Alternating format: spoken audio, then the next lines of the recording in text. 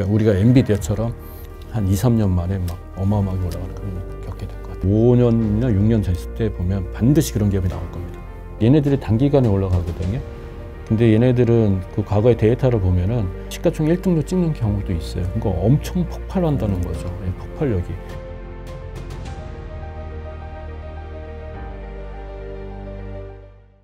네, 대표님과 이제 또 하반기 내년의 증시에 대한 방향성에 대한 얘기를 해봤을 때 그래도 하반기 내년 주식시장이 좀 무난한 상승을 좀 보여줄 가능성이 높겠다라는 얘기를 해주셨는데요.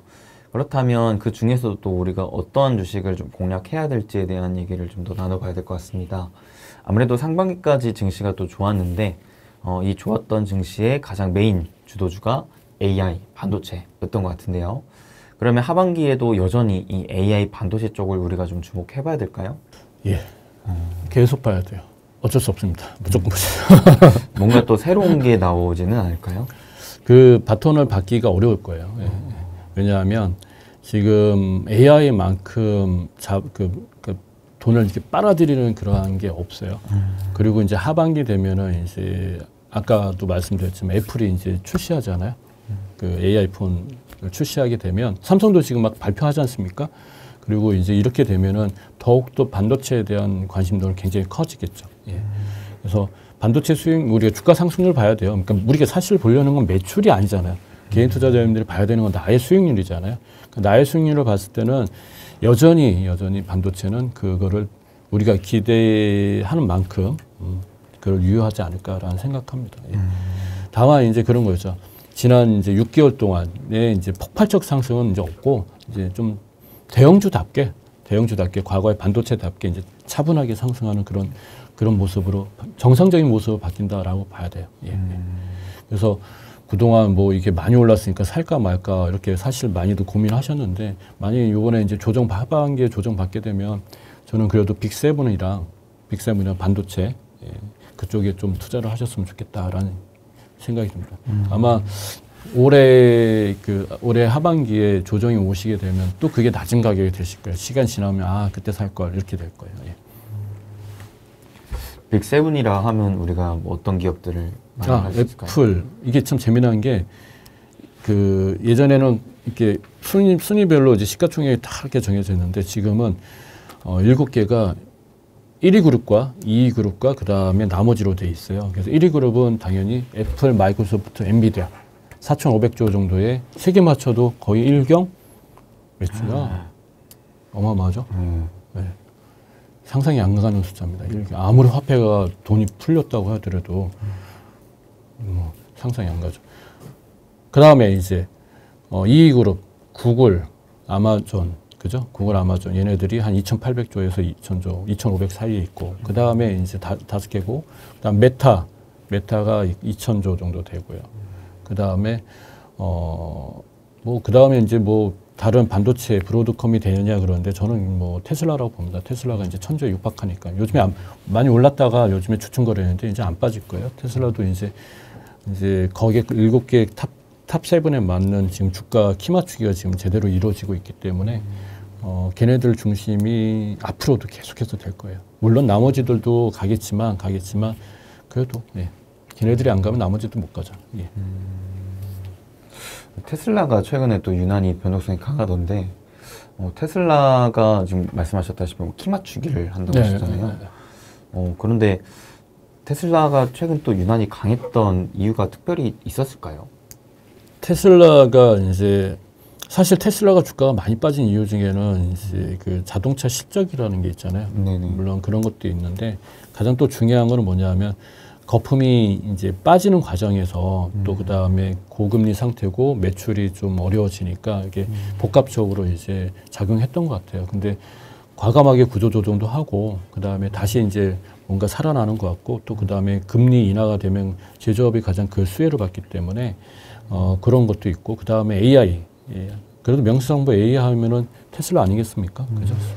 그래서 그런 부분들이 이제 복합적으로 다시 이제 그 뭐랄까 가치를 인정받지 않나라는 생각이 들고요. 그래서 200달러에서 지금 250달러까지 갔다가 계속해서 연일 10일 상승하다가 한 방에 이제 8% 빠졌었는데 아마 그거는 크게 문제되지 않은 숫자라 봅니다. 그래서 이번에 조정 오더라도 테슬라가 과거처럼 변동성이 큰 그런 모습은 이제 없지 않을까. 이제 얘도 이제 자리 잡아가는 거예요. 자리 잡아가는 거예요. 다만 이제 엔비디아가 조금 변동성이 있겠죠. 왜냐하면 가격에 대한 게 좀 거품이 조금씩 빠져야 되거든요.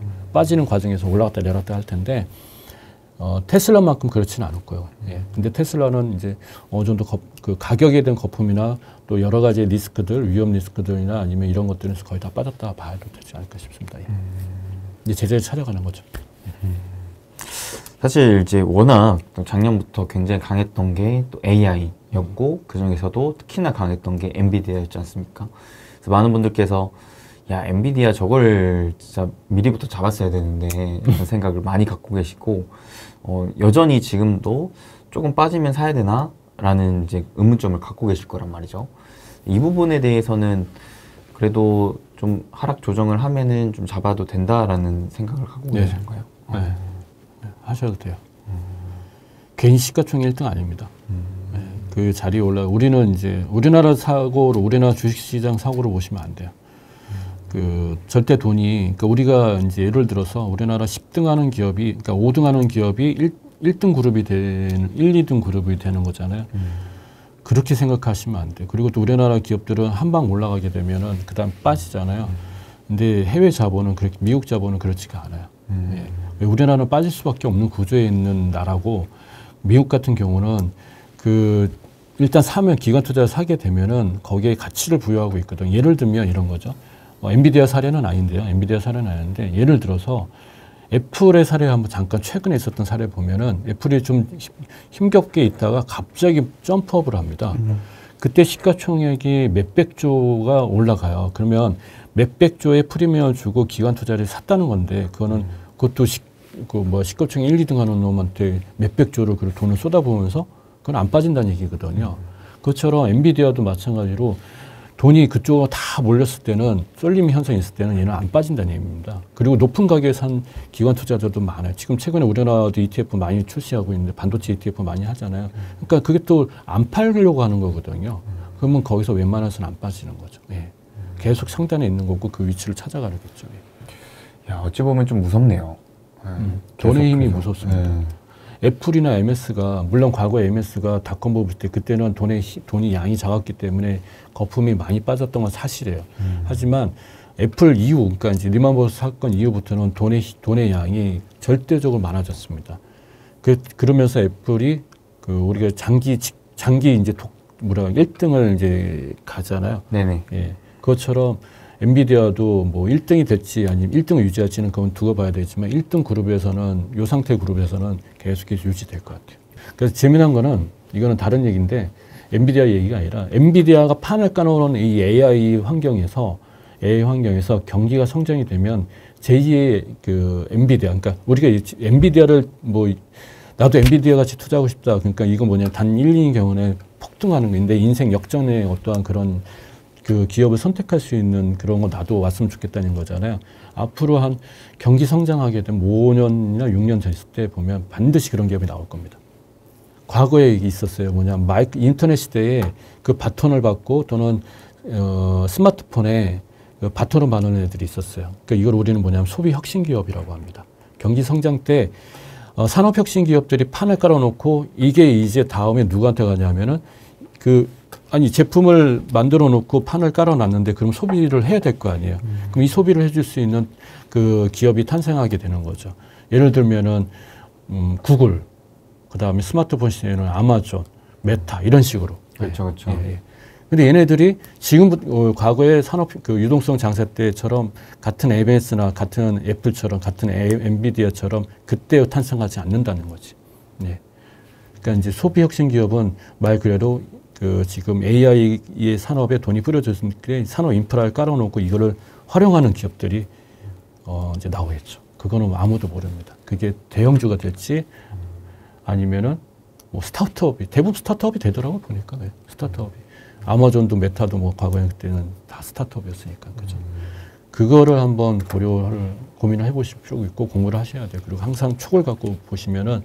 어떤 기업인지 저도 모릅니다. 근데 분명히 제2의, 그러니까 우리가 엔비디아처럼 한 2, 3년 만에 막 어마어마하게 올라가는 그런 일을 겪게 될 것 같아요. 사실 뭐 스마트폰 혁명 때만 보더라도 처음에는 이 스마트폰을 누가 만들 거야 라는 기업들이 이제 부각을 받고 말씀하셨던 애플이 시가총액 1위로 올라갔다시피 굉장히 강한 상승 흐름을 보여준다면 이후에는 그래서 이 스마트폰 누가 활용할 거야? 그렇죠. 라는 부분에서 소비자한테 이거를 전달시켜 줄 수 있는 기업이어야 돼요. 그렇죠. 그러면서 뭐 다수의 뭐 게임 업체도 생겼지만 그렇죠. 우리나라 같은 경우는 카카오라는 업체가 맞아요. 예. 갑자기 뜬금없이 막 맞아요. 탄생했던 것처럼 네. 이제 정말 누가 될지 모르는 거죠. 그렇죠, 그렇죠. 네, 그래서 지금은 또 AI 시대이기 때문에 현재까지는 이 AI를 쓰기 위해 반도체가 많이 필요해. 그래서 이걸 가장 잘 만든 엔비디아가 주도했다면 그렇죠, 그렇죠. 앞으로는 이제 AI 쓸만한데 이걸 그럼 어떻게 활용해서 쓸 거야? 라는 네, 이제 구조로 가고 그에 있어서 좀 우위에 설 수 있을 만한 기업 그렇죠, 그렇죠. 그런 기업이 또 제2의 엔비디아와 같은 기업이 될 수 있겠다. 예, 맞습니다. 심지어는 시총이 뭐 스타트업 같은 경우는 굉장히 또 작은 네, 레벨에서 맞아요. 시작할 수 있을 만큼 상승 여력은 굉장히 또 클 수 있는 거잖아요. 예. 참고적으로 얘네들이 단기간에 올라가거든요. 근데 얘네들은 그 과거의 데이터를 보면은 뭐 1등도 찍는 경우도 시가총액 1등도 찍는 경우도 있어요. 그거 엄청 폭발한다는 거죠. 예, 폭발력이. 우리가 엔비디아 요번에 사례 보셨지만 테슬라 사례도 보셨지만 이게 각 그 기간에 보면 어떠한 상황에서 보면은 우리가 템버그라고 합니까? 네. 그런 기업, 한방인 기업들이 진짜 나타나더라고요. 그거를 잡으셔야 되는데 대부분 이때 사람들이 그 선택은 이렇게 합니다. 그러니까 고민은 어떤 거냐? 이거 너무 높은 거 아니야? 과열 아니야? 이런 식으로 가거든요. 과거에 테슬라도 그랬고 그다음에 엔비디아도 지금 다들 그렇게 느끼잖아요. 그럼 나중에 시간 지나가 보면 그때 이제 나중에 보면 나도 해야 되는 거 아니야? 그러면 이제 남들 이렇게 많이 했을 때 여기 위에서 이제 잡는 거죠. 이때는 뭐냐면 성숙 기간에 들어가요. 그럼 수익률이 1, 2년 사이나 2, 3년 사이에 높았던 폭발적 수익률 못 가져가고 그러니까 성숙된 수익률밖에 못 가져가는 거죠.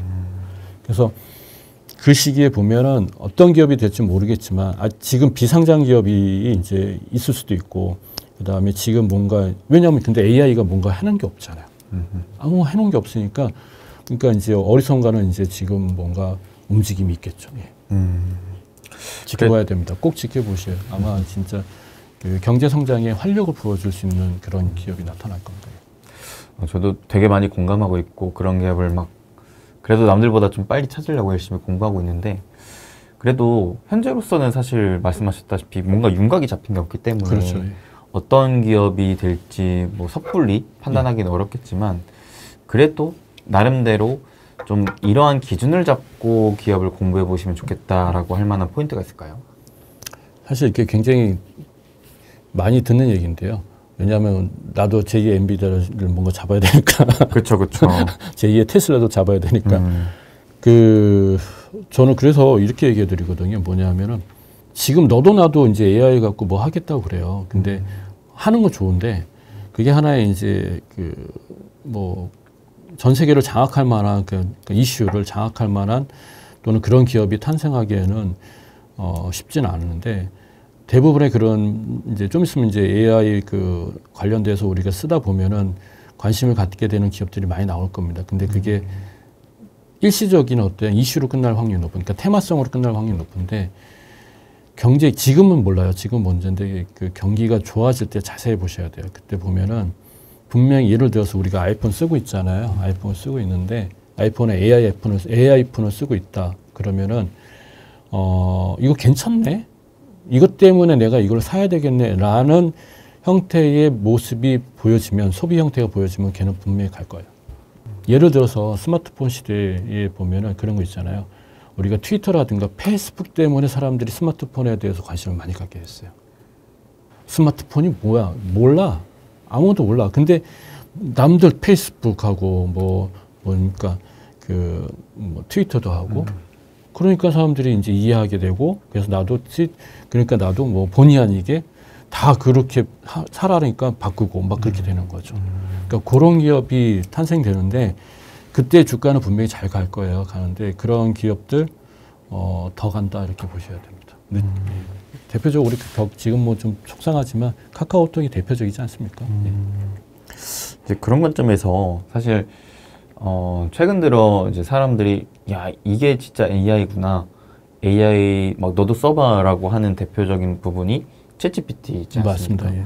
그리고 이를 또 개발한 오픈 AI도 비상장 시장에서는 정말 괄목할 만한 그렇죠. 성장을 핫하죠. 이뤄냈고 이런 기업도 차세대 또 핵심 그러면, 기업이 될 수 있지 않을까요? 그렇죠. 눈여겨볼 만한 기업들 중에 대표적인 건 오픈 AI가 어떻게 나올지 모르는 거고. 근데 우리가 AI 하면은 그냥 뭐 그런 것도 있는데 휴머노이드도 봐야 돼요. 휴머노이드. 예, 왜냐하면 AI가 장착이 돼서 나타나는 애들이기 때문에 이게 이제 하나에 보면은 AI를 가지고 활용하는 형태가 되는 거거든요. 예. 그래서 휴머노이드도 보셔야 되고, 그러니까 AI가 되는 게 아니라 그거를 활용을 잘해가지고 나도 우리 집에 휴머노이드 하나 놔야 되겠네. 이렇게 될 수가 있는 거거든요. 예. 뭐 아까 자비스, 아이언맨의 자비스가 있듯이 자비스를 막 하나의 그 소프트웨어라고 생각하고 이거를 이제 얘기하고 있는 기업들, 뭐 그런 기업이 될 수도 있는, 어떤 기업이 될지는 모르겠는데 아마 그렇게 되지 않을까. 지금 그래서 대표적 오픈AI가 그 역할을 조금 하지 않을까. 그래서 다음 주자로 뭐 휴머노이드 이쪽도 한번 관찰해야 된다라고 하셨는데 사실 이 분야에 있어서는 또 테슬라가 예. 좀 우위에 있지 않습니까? 그래서 이게 소비 혁신 기업이 탄생이 꼭 스타트업도 있지만요. 과거세를 보면은 역시 이제 그거를 그러니까 이제 인프라를 구축했고, 그 다음에 이걸 써라. 너희들이 이거 가지고, 그게 대표적으로 이제 애플이 하는 행위잖아요. 이거 가지고 니네가 마음껏 써. 그래서 웹들이 많이 탄생했잖아요. 그것처럼 그 대형주, 지금 빅세븐들이 또 소비 혁신 기업의 연장선으로 가게 돼요. 그래서 그때는 주가 상승률이 꽤 큽니다. 큰데, 엔비디아처럼 갑자기 막 이렇게 확 10배 이렇지는 않고요. 정상적인 수익률보다는 높게 평가가 돼요. 왜냐하면 이제 판매가 많이 될 거니까. 그래서, 빅세븐들은 대부분 다 그런 소비 혁신 기업에 다시 동참이 되고 거기에 대해서 주가 수익률도 굉장히 좋을 거예요. 근데 우리가 얘기하는 이제 그 중에서 테슬라 같은 경우는 이제 소비 혁신 기업이라고 할 때 조금 더 실질적으로 좀 되지 않을까라는 생각이 좀 많이 들죠. 왜냐하면 이제 하는 일도 많고, 뭐 전기차 아직 시작도 하지 않았지 않습니까? 스마트카라는 개념을 봤을 때. 그러면 스마트카라든가 휴머노이드 같은 것처럼 새로운 플랫폼이거든요. 그러니까 우리가 그동안의 플랫폼은 컴퓨터하고 스마트폰밖에 없다 그러면은 테슬라는 뭐냐면 스마트카하고 휴머노이드를 가져가고 있잖아요. 그러니까 이런 것들이 생활의 혁명이 됩니다. 우리 생활의 혁명에 깊숙이 파고들 건데, 그렇게 되면 이제 테슬라가 이제 주가가 상승하게 되면은 얘가 아까 말씀드린 소비 혁신 기업이 또 시가총액 한 번 1등을 찍어요. 아마존도 1등은 찍었었어요. 그 중에 대표적으로. 예. 그렇게 되면은 테슬라가 지금 1등을 찍는다. 지금 상태를 그렇게 유지하다가 경기 성장 기간에 테슬라가 이제 발동 걸려가지고 매출도 늘어나고 그렇게 해서 발동 걸렸다. 그러면은 1등 한번 찍는다. 그러면은 지금 엔비디아나 애플이나 마이크로소프트가 4천 몇백 조고 테슬라가 1,000조라면 4배 차이 나잖아요. 그러면 얘가 1등을 찍으려면은 4배의 상승률을 가져가야 됩니다. 그러면은 이것도 굉장한 거거든요. 그러네요. 종전에 엔비디아가 10등 레벨에서 1등을 찍을 때 400% 오른 거하고 비슷한 양상이 되는 거죠. 그래서 테슬라가 경기 성장 물론 걔네는 안 가냐. 근데 이제 어쨌든 2배든 3배든 올라가는 것만 해도 어마어마하죠, 단기간에. 그렇죠. 얘네들이 이렇게 올라가는 게 아니라 확 치니까. 그래서 빅세븐 중에서는 이제 중소기업 말고 이제 테슬라가 아마 그 대상이 되지 않을까. 저는 거기에 한 70%로, 60에서 70% 좀 긍정적으로 보고 있습니다.